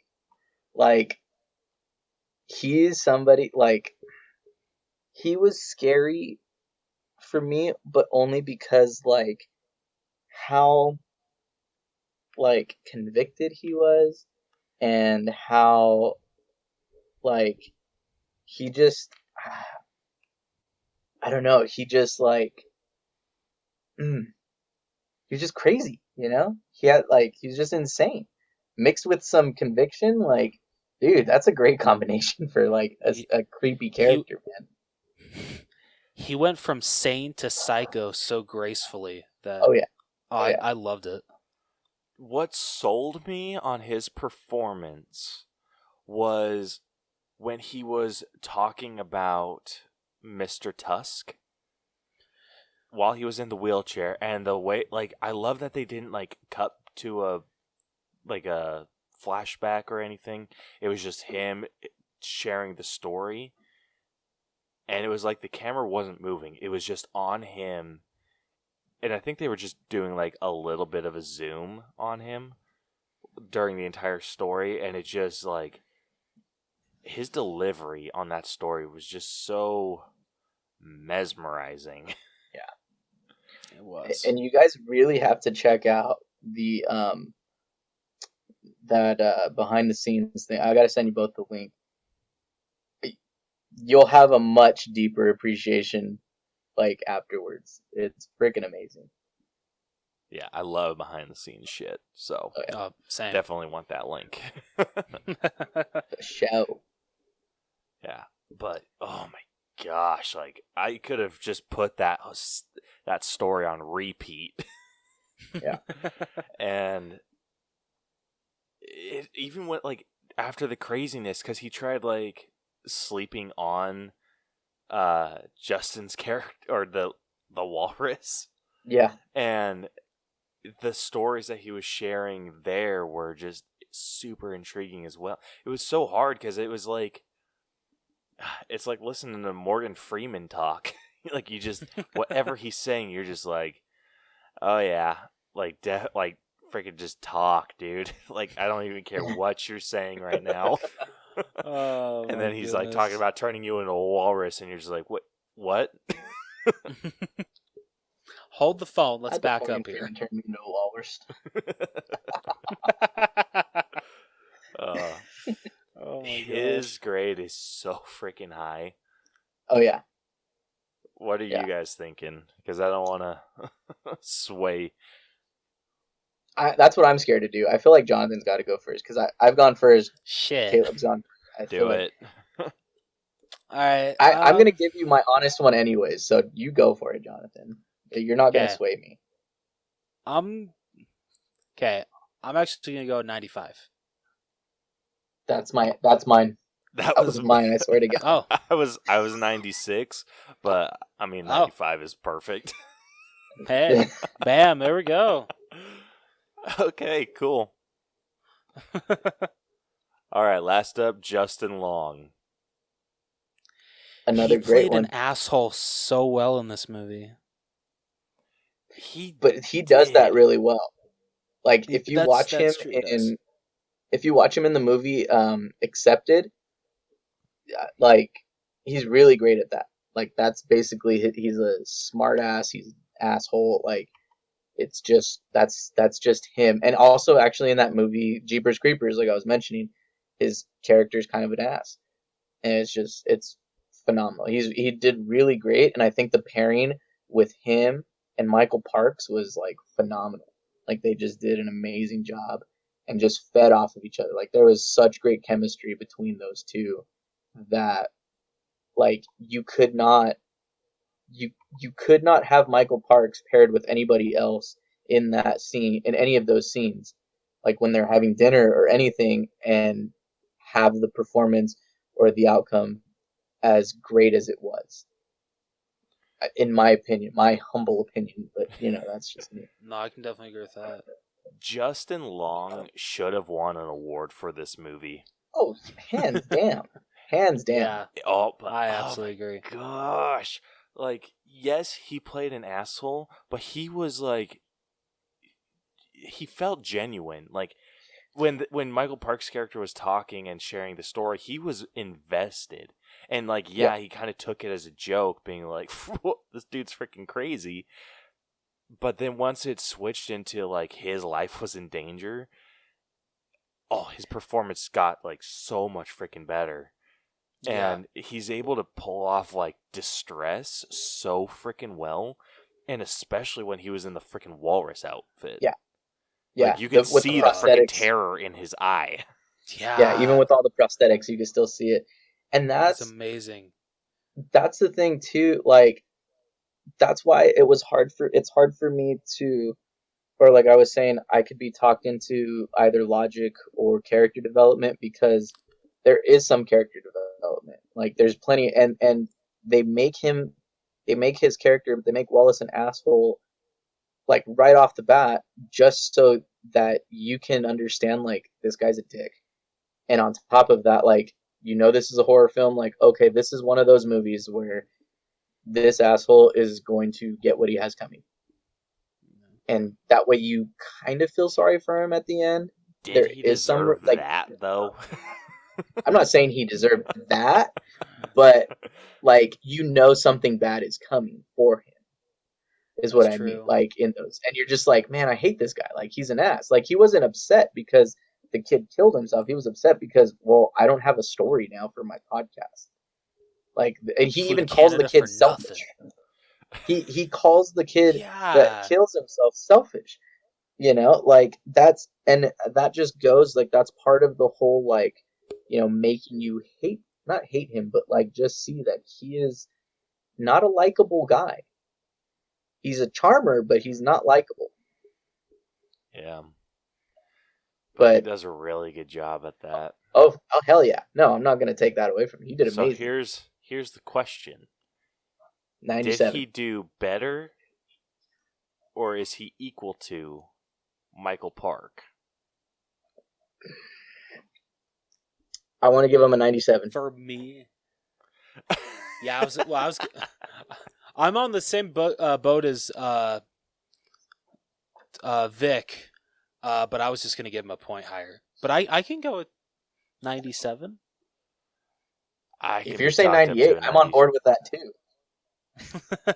Yeah, I can be talked up to a 97. I was on the same boat, being like 96. Like, I'm a really heavy 96, like almost a 97. Yeah. So I can definitely go with a 97 if everyone's okay with that. I'm on board with that. Definitely. Yeah, he did amazing. All right, and that averages us out to a 90 for acting. Dude, I'm gonna freak my girlfriend's shit out. We're gonna watch that movie tonight. She's never gonna let me pick a movie ever again. Hey Vic, quick question. Yeah. So is that movie accepted? Is it pretty good? I liked it. And that came out around 2006. Okay. So, like, let's see, I was starting high school 2006. So, I mean, because it looks like it's it's good. Even what's his name is in it? Jonah Hill's in there. Jonah Hill's in that movie. Yeah, okay. Yeah, and he does a really good job too. Like, it's a great movie. I don't know if you've seen Silence of the Lambs. Yes. So the doctor that Hannibal Lecter is following at the end of the movie, I forget his name, that actor's name. He's in there too. Oh, nice. He does play the bad guy in that one as well. Yeah, apparently it's finally getting a Blu-ray release. It's coming out January 19th. So. Hey, there you go. That's a great one. It up. Okay. I would recommend it. All right. Cool. Thanks.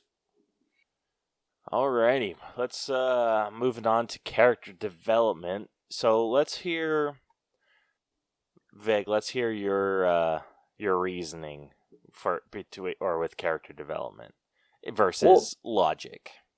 Well, character development, because again, like, he goes from, there is that little tear at the end, and it shows the little flashback where Allie tells him, they're crying shows that we are separate from the animals. So it's kind of like letting you know at the end, like, there's still a shred of humanity in him, even though he's physically, like, changed now into an animal. Even though he was just trash to people around him, like, so I think that's why, like, I feel like there's some actual remorse on top of the just kill me now because my life is shit. I have no quality of life. I'm just a, like, really ugly ass walrus. But I could give it to logic also, just as easily, because again, like we've been joking about the entire time, but it's true. Who would just go to a person's house and, like, off of an ad? It just, that makes no sense. Like, there's no logic there. Like, the person's logic is out the window at that point. Yeah. So I mean, I feel like the logic is going to be a low score for me. I feel like there's little logic there because of that. That's fair. Well, if we end up going with logic, to me, the character that they built, or that they set up with Wallace, Mm-hmm. it makes sense. He follows crazy freaking stories. True. Like, However, that's fair. He was trying to follow a story of a dude that freaking cut his leg off. Yeah. With a ninja sword. I mean, Yeah. that part I get, but I would never in a million years read a handwritten note at a stall saying, "Hey, I'll offer you free room and board. Just sit in my house for an hour and listen to my stories." Like, no. No. Also, since when is a bulletin board posted above a urinal? I've never seen one. I've seen such a couple. a weird placement. Usually Really? off to the Yeah. side. I mean, I don't know about you guys, but I gotta pay attention to where my aim is. I can't really be looking up. Yeah, I know that there's a few restaurants I've been to that have like billboards or kind of bulletin boards above the urinals. Interesting. And people put stuff in there. Like, it's in like a casing and whatnot. It doesn't have like something you could just pin. But okay. like, I don't know. Like, it makes sense to me why someone would see that, especially someone like him, where they're following a crazy freaking story, like, no matter where it comes from. Like, they were following like a video. Like, is it any crazier than seeing a video of someone and going to Canada to meet them? Good point. Yeah. Good point. Yeah, and especially, like, it's just with the character that they set up. Had it been like a dude that didn't really give a shit, or if it was just some dude that walked in and was just like, "Oh, check this out," and decided to go, like, yeah, that would be a bit of a stretch. But for someone that's just like goes after the crazy, it makes sense that he would go after. His personality. Yeah. Yeah. Or not necessarily in his personality. Well, I mean, I guess it could be the personality that they set in place. Right. But yeah, like, it's okay. Not that big of a stretch, I feel. Yeah. However, somebody like disfiguring somebody to look like a walrus, I don't see the logic in any of that. Like, seriously. Like, with logic, like, logic's tough, because if you're comparing like some of the movies that we've done, logically a lot of the stuff that we've talked about doesn't make sense. But if you go with it based off of the stuff that they have set in place already, it starts to make more sense. Yeah. Like, it's like, okay, it's not out of the realm of possibility. Like, I'm trying to think of like a horror movie. Sorry, like Psycho. One question. Ooh, like, okay. Yeah, like Psycho. Like, the logic of someone going and having a multiple personality of their mother and killing like that logically, it's absurd in our world. But if you're going off of theirs, it makes sense. Yeah. That's very true. Like it's kind of with any movie, like any fantasy movie. If they can follow, like, I think a fantasy movie, like one with wizards or witches or whatever, like with Harry Potter, for example, I think Harry Potter does a really good job with logic. I can definitely agree with that. Yeah. So, but it's also a fantasy world. You have to go off of their rules. Yeah. And so if it's out of character for Harry Potter to go do something that he wouldn't normally do. Yeah. Okay. Then, I mean, then the logic grade would be a lot higher then, if we're going off the logic. All right. Yeah. So what's your argument for character development? And is it just like him? I think it's just the fact that there is a hint of horror, like it is classified as a horror film. So there's not too much. Like I said, I feel like there's just a smidge of character development, but not very much. And that's just my thing. It's just the fact that it is a horror film, or it's meant to be like an outlandish horror film that, there's not much room for development. Yeah, I feel like. But I get like a Saw. I get like a Saw-esque vibe where it's like you're in here for a reason, even though that's not actually the reason he's there. Like in Saw, I mean, those people were like sought out. Like, ooh, does that make sense? Like they were there with a purpose. Yeah, that actually makes me lean towards character development now, because it's like in his transformation to become a walrus, he finds his humanity. Yeah, exactly. No, that's what I mean. Like that's the crazy that's a good part comparison. That's what I'm saying. Like he had to lose all humanity, or all, I guess you could say, like the face of humanity in order to find his humanity. I don't know. That's weird way to word it, but yeah. And that's why I'm saying, like, there is character development in this, but there's also, I think, because it's a horror film or classified as such, I think that there's also a bit of logic, or lack thereof at some points. But right. I mean, it could be either one. You could give me either one, and I could give you a grade easily. Okay.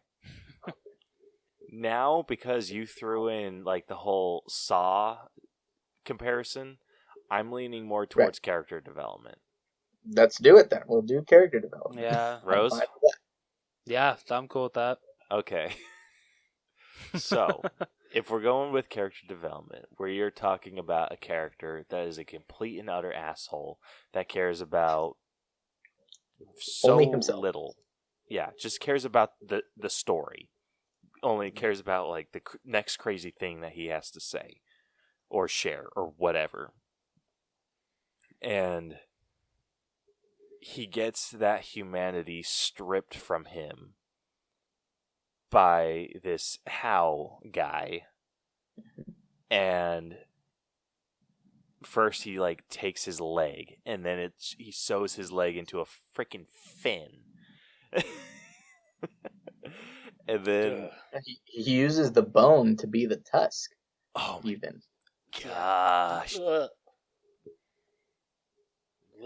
And like, that's what I mean. Like he is somebody that, like, he's going to Canada with the intention of seeking out this person who he thinks is just a complete and utter dumbass that cut his leg off while being, I don't know, just being stupid and using a weapon and did something stupid, basically. And he wants to basically exploit that, but and he's upset when he finds out that the kid commits suicide, and which is awful. And he's not feeling bad for that. He's feeling bad that he doesn't have a story anymore. And then like you said, he does go out, he seeks that still, and yeah, like now he is the disfigured one. Like he is the one that like people would want to go and see. He is in a zoo where people go and they see these attractions. They go and look at the animals. Like now he is that for them. He is the very thing that he would go and look for. Ooh. Damn, that's a really good way of looking at it.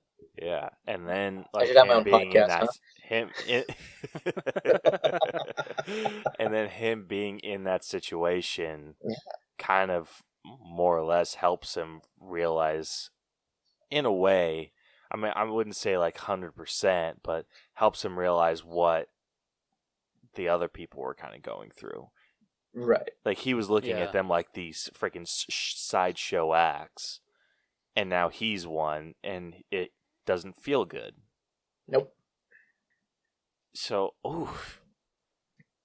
I just went from like wanting to do logic, because I was going to give character development a lower score, and I might have talked myself up.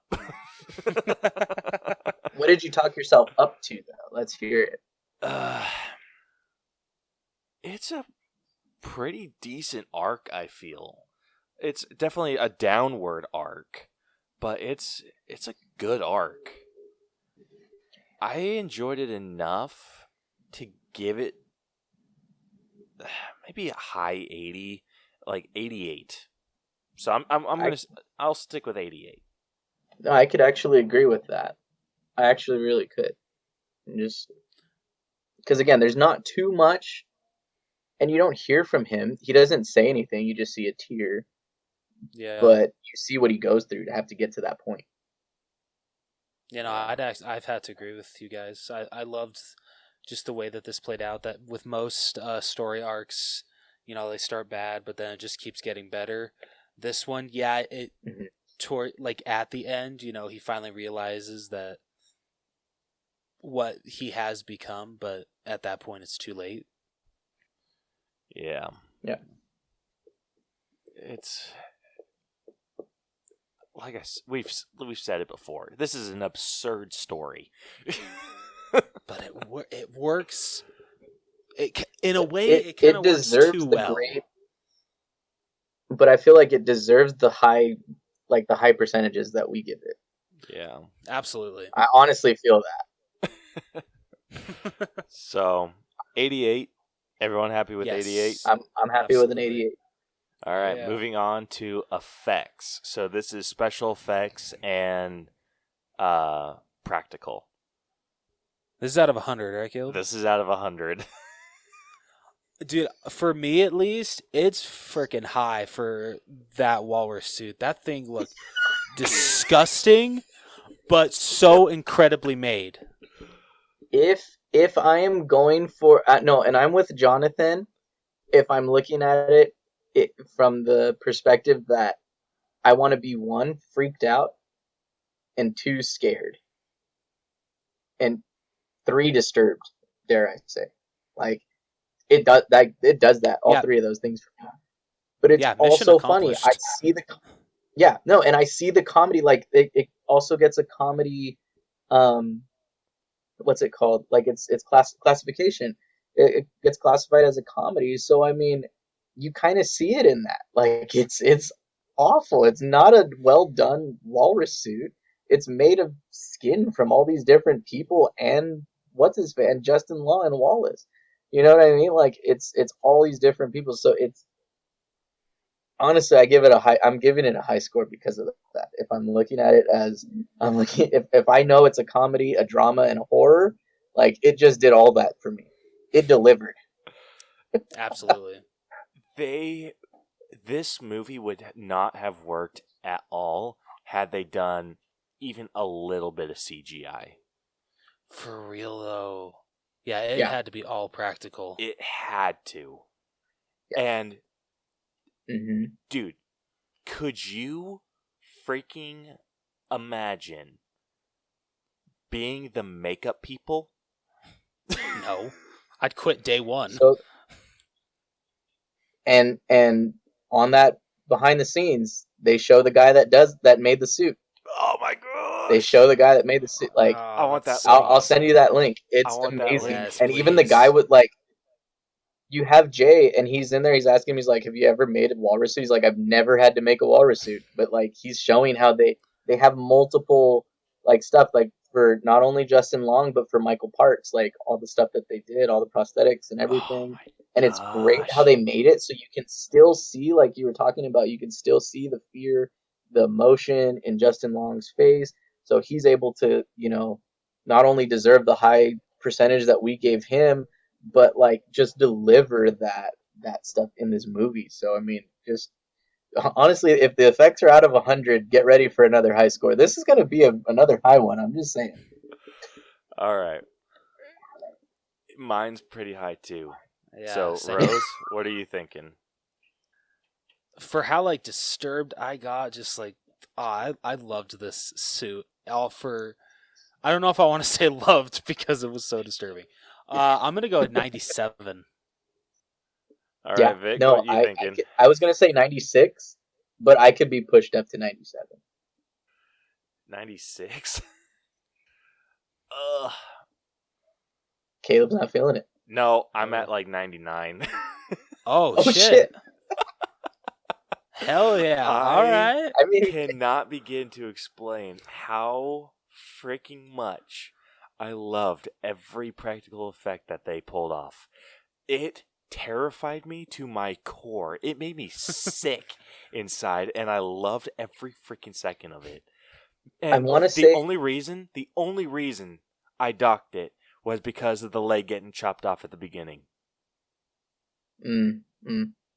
Or why does that dock it though? It's just because it didn't look super good. Okay. But everything else makes up for that one scene. So I'm at a freaking solid ass 99. I love it. And that averages our effects score to a 97.33. All right. Not bad. Alrighty. Next up, we got music, and this one's out of 10. I felt it was kind of generic. Yeah, the music wasn't nothing stood out. It wasn't anything special. I mean, the scores and stuff were, they helped set the mood pretty well. Yeah. I mean, I still felt like I said, just kind of disturbed. Yeah, but the music did really well, I feel, at making you, like, helping with the mood. But I'm not quite, I'm like 7, 8 range. I'd go 7. This is me. I might get a... Hello? What? Sorry. So Rose is more at a 7. What are you thinking? I'm thinking 7. Yeah, that's about where I'm at too. Yeah. All right, next up, costumes. And I know that this kind of goes in with kind of hand in hand with effects in a way. Yeah. I'm really freaking so this one's out of 10 as well. I'm at a 9. I could be talked up to a 10. I would say 10. The only reason I'm saying 10, sorry, Jonathan, I don't mean to cut you off. No, the only good, reason man. I'm saying 10. The only reason I'm saying 10 is because, again, you can't do this movie with CGI. You can't. Like, it has to be all practical. Keep in mind, too, this had a 3... I want to say it was like a 3... is it million? $3 million budget? Here, I can check. Or something like that? Yeah, I want to see what the budget is on this. So I want to say it was like $3 million budget. So pretty low in terms of... you're right on the money, Vic. It was $3 million. Okay. What did it end up making in box office? Only $1.9 million. Bummer. Yeah. So it didn't do well, like, right off the bat in box office, because it's one of those where it's like, you have to see it at home. Like, it's one of those films where, like, its audience is going to find it. Like, once it's at home video, its audience is gonna find it. That's very Like true. it's not one of those movies where it has to be like, published and everything. Like and Kevin Smith acknowledges that too. Dude, I You guys are gonna wish love that. You guys are gonna love that behind the scenes. You guys are gonna love it. I wish that I could have been in the theater when this was being shown. Just because I wanted, like, there's just something about being in a theater with a horror movie and with a movie like this where it's just disturbing. I want to know what that feels like in a group. Oh yeah. So like I said, I'm a very strong 9. I could be talked up to a 10. Again, I say 10 just because they did amazing. They had it, with their budget. They had freaking Johnny Depp in there. They could afford Johnny Depp on a $3 million budget and like make him to not even look like him. Yeah, I had no idea it was like him. 60% of their budget. That's what I'm saying. Like, I think they did. I mean, I'm saying 10. They did amazing. This is a movie that, like, it's supposed to leave you feeling disturbed, I feel, at the end. Ooh, shit. And they did that. I'm going to have to agree with Vic. I got to agree with Vic. 10. All right. 10 it is. Boom. Really quickly, did you guys know that there is a sequel to this movie? Yes, like What? Moose Jaw or something like that? Yeah, it's called Yoga Hosers. So apparently, Kevin Smith wanted to do a trilogy called the True North Trilogy, and Yoga Hosers focuses on the two convenience store clerks. And I think there was. Wait, the go ahead, convenience store sorry. clerks. One of those is his daughter. Yeah. Yeah. So it focuses on those two, and then apparently I forget the character who Johnny Depp played. He's one of their dads. Huh. Oh wait, no, I'm sorry. Lily. One of the girls is named Lily Rose Depp. I'm sorry. That's her real life father. My bad. Oh, I see. But I think one of them too is called like Moose. Was it Moose Jaw? Or I don't know what the hell. I don't know. I want to look into I do want to look into the rest of that though, because I heard that on the behind the scenes, and I was like, oh, I'm looking these up. Like I'm fine. It just sucks though that it had a higher budget than Tusk. It had a $5 million budget. It only grossed $38,000 at the box office. Damn. Yeah, that sucks. I mean, I don't know how much of a limited release it was. Yeah, but with a 38,000, that's a super limited. Yeah, that's like Kevin Smith's hometown limited. Yeah, for real though. All right, the last thing that we're going to grade is our personal grade. So everyone say their little piece about it and what score you're giving it. All right, Vic, you're our guest. You're up, buddy. I personally, I want to give it a 98 because it, again, if I'm going to go off of the 3 classifications that this gets like given, drama, comedy, and horror, it hits all 3 on the nose. It's dramatic where it needs to be. It's a horror film. Like, sure, it might give off the like indie horror vibes, but it does it. Like, it's still kind of like freaky. It's disturbing.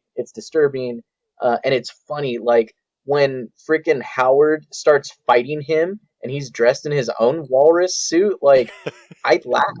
I freaking laughed at that. It was funny as shit. And I'm like, what the hell? Like, you see these two guys and they're just like, going at it. And I thought it was funny. Like, I laughed. So again, everything that we gave it, as far as like the percentages, I think were well deserved. The costumes, the prosthetics, the effects, everything was great. Writing, story, just everything about this was phenomenal. So I'm sticking with my 98. Well, hell yeah. I'm in agreement with you. I'm actually sitting at a 98 as well. This has easily been thrown into my top 10 movies. I love Kevin Smith. I love everything that he does. I think he's a really good writer. Mm-hmm. And the thought about how this movie came to be makes me laugh my ass off. And because it's so smart. Like, it's the most original movie I think I've seen in a really long time. And I love it. I absolutely love it. Like I said, there are those slow parts, but those don't detract away from the movie in the slightest. Oh yeah. No. Yeah, anytime someone is asking for a movie, I'm just like, okay, what kind of movie you want? And if they say horror, I'm like, okay, do you want to be like scared or do you want to be disturbed? And anytime they say disturbed, I'm like, first thing out of my mouth, Tusk. Tusk it is. Tusk. But yeah, love it. I loved the cast. Loved everything that they did. And just freaking slow clap for the freaking costume department. Oh yeah. For real though. Yeah, you deserve all the freaking money. So, yeah, I'm sitting at a very strong 98. Nice. All right, you guys are going to kill me, but I agree with everything you guys said. I really don't have anything else to say about it. It's just a great, disturbing movie. But I'm actually giving it a 95. You're freaking jacking up our average, Rose. I'm sorry. I'm going to give you one solid kick to the Johnson. You know, fair enough. Fair enough.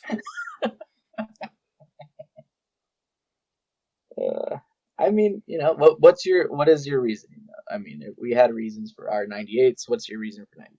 Because you said you agreed with us, but what brings it down? What would have made it better for you?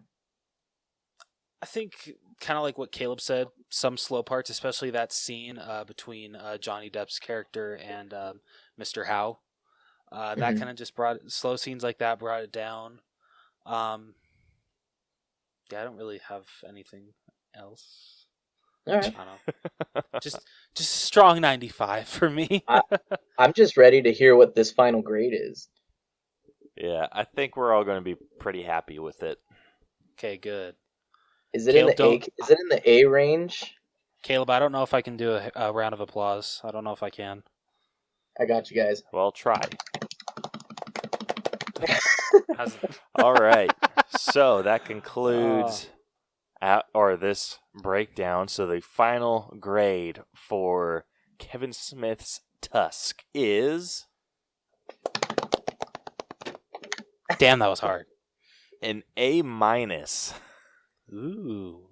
All right. Yeah, and barely an A-. Shit. So what's the percentage? It's sitting at a 90.79%. Oh my gosh. Wow. Yeah, and our cutoff for an A- is 90. I'm at fault for that, guys. I'm sorry. No, hey, but you know what? That's your grade. That's fine, and it's still in the A's. I'm fine with that because this was my suggestion for a movie, so I'm good with it. Yeah. So every movie that I'm about to list off is also an A- movie. So it is 1 point below Once Upon a Time in Hollywood. 2 points below Never Be Done, and 2 points below Pulp Fiction. 2 points below Spider-Man Into the Spider-Verse. Okay. So can I interject real quick? So I feel like, not to throw more work on you, but like you should categorize like the movies like on what they are, because I feel like even though this is an A- movie, even though it's like kind of close to like, what did you say, Spider-Verse? Yes. Yeah. I feel like they're not in the same realm. Like if I went and watched this immediately after watching Spider-Man Into the Spider-Verse, I wouldn't be like, yeah, that's a good movie. Like they're in the same ballpark. Yeah, well, that kind of categorization is a little difficult. Like if you were to come out and I were to say, "Oh, Spider-Man Into the Spider-Verse is an A- movie," like True. I think everyone could agree on that. Yeah. And then that's if you very do the true. same thing with like it's not like consecutively. Like if I you see come what you're out of Tusk, and then I'm like, "Oh, A- movie." Like I think that's I get you. Okay, fair. okay. No, you're right. You're right. Okay. Yeah, no, I can definitely agree with that. Yeah. All right. Let's. It's just my constructive criticism as a listener. No, you're good. We definitely did think about that. No, that's a very good suggestion, Vic. Yeah. Let's. What's it above? Actually, just you said Marriage Story was a B plus, like a 98 or 89. I mean, just recently, the one that you guys just did. Second. I think I might have messed something up. You bitch. No. Okay, we're good. So yeah, Marriage Story. What we did last week was a B plus. So that's Okay. sitting at an 89.8. So it's a point above Marriage Story. Okay. But everything I'm listing off is an A minus. Mhm. It is 2 points below Avengers: Infinity War. Fair. Yeah. It is 1 point below Coco. Damn near in. So it's almost in line with Little Women. Actually, it is 0.1% higher than Little Women. All right. Then it's also above 1917 Okay. by 0.7. So that's point. One sec. Caleb needs to do some math. Oh shit. 0.4. So it is 0.4% higher than 1917. 2 points lower than A Beautiful Day in the Neighborhood. Same thing, 2 points lower than Joker. 3 points lower than The Room. Ooh, I like that one. Or just Room. Is it Room. The Room or just Room? I think it's. I can't remember. Because I just have Room. It might just I'll be check Room. for you. I think it was just Room. I'll go ahead and look that one up for you. Yeah, it's But But just I know which Room. one you're talking about with Brie Larson. Yeah. It is 0.5% higher than Us. 1 point lower than How to Train Your Dragon Hidden World. Ooh. Also my suggestion. It is... Oh, wait. 90... Okay, so no. I was going to say it's on the same level, but no. It's So it's 1 just point... Room with Brie Larson, by the way. Yeah, it's 1 point lower. It's actually almost 2 points because, or no, it's almost one point on the dot. So 1% lower than Logan, and 3% lower than War of the Planet of the Apes. All right. It's not bad. Yeah, and that's all of our A- movies. All right. So I think it's definitely in some good company. Oh yeah. Oh, yeah, absolutely. But yeah, so that's the breakdown. Sweet. So I'm very happy with that grade. As am I. Same here. Hell yeah. Anyway, if you guys like this breakdown, want to check out more of our stuff, you can follow, subscribe, listen to us wherever you listen to podcasts. We're damn near everywhere.